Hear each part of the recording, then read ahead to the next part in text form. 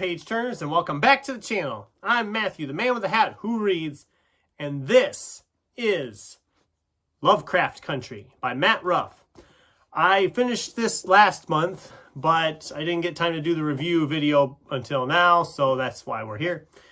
And as always, let's just start with the synopsis for Lovecraft Country before we dive into my thoughts. Chicago, 1954. When his father goes missing, 22-year-old Army veteran Atticus Turner embarks on a road trip to New England to find him, accompanied by his Uncle George, publisher of the Safe Negro Travel Guide, and his childhood friend Letitia.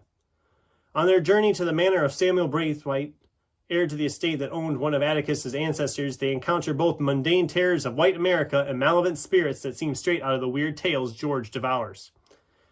Atticus discovers his father in chains, held prisoner by a secret cabal, the Order of the Ancient Dawn, led by Braithwaite and his son Caleb, which is gathered to perform a ritual that shockingly centers on Atticus, and his one hope of salvation may be the seed of his and the whole Turner clan's destruction. So, that tells you everything and nothing at the same time. Because this book, I did not realize, is actually split into essentially short stories.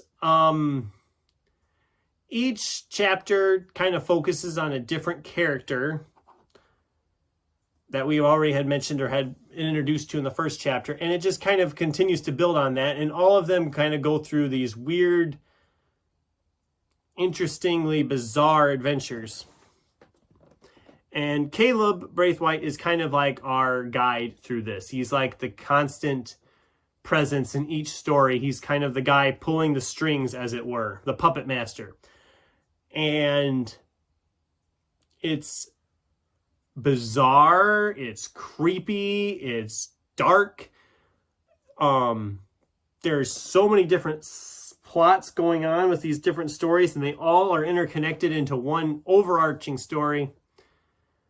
And I'm surprised I'm surprised this book hasn't been banned for one story in particular about one of our African-American women taking a potion that transforms her into a white woman. I'm surprised we haven't had that.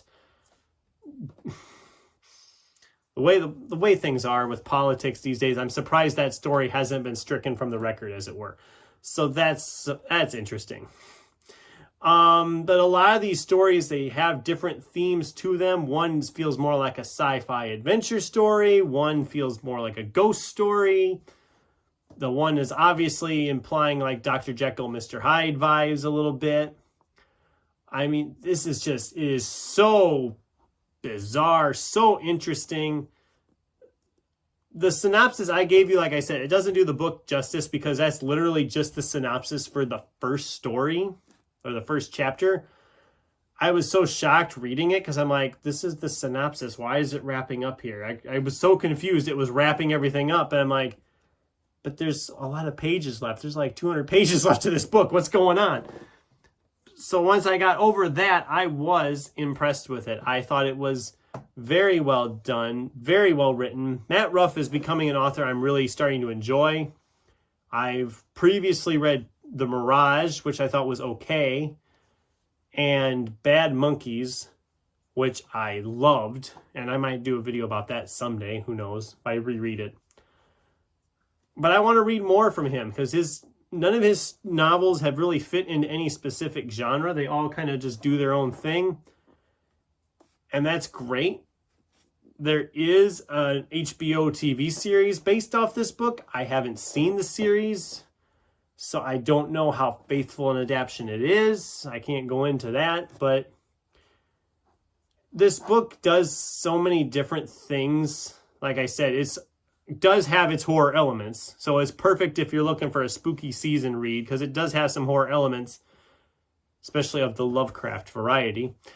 And it also does a lot of like the whole racism thing. It's really kind of just dark, and there's a lot that you just don't know about what kind of stuff what our country was going through at times. I mean, you hear different things, but this has clearly been well researched for that aspect of it. The horror is decent. There are some fairly creepy sequences and creepy scenes. The characters are all very individual characters. You can pick them apart easily enough. They're all different enough that you're not going to be like, oh, this character's like that character. They're all unique personalities. And I just really enjoyed this. And I hear there is a sequel being written. I think it's supposed to be published next year. I want to say January, I think I saw. But I'm definitely there for that because this was fantastic and is now easily going to be in my top 10 of the year. Although I've got a lot of books getting into that selection. So those were kind of my thoughts on Lovecraft Country. I really enjoyed it, and I'm surprised. It's just old enough that I think a lot of people aren't talking about it anymore just because I think it's just been old enough. It's been out there just long enough, but I definitely recommend this if you're looking for something for spooky season that's not terribly spooky. It just has a little bit of scares and stuff and kind of plays around with genres. So, or maybe you've read it. What did you think of Lovecraft Country? Have you read it? Is this one you think sounds like one you would enjoy? Let me know in the comments down below. Thanks for watching, and until next time, keep turning pages.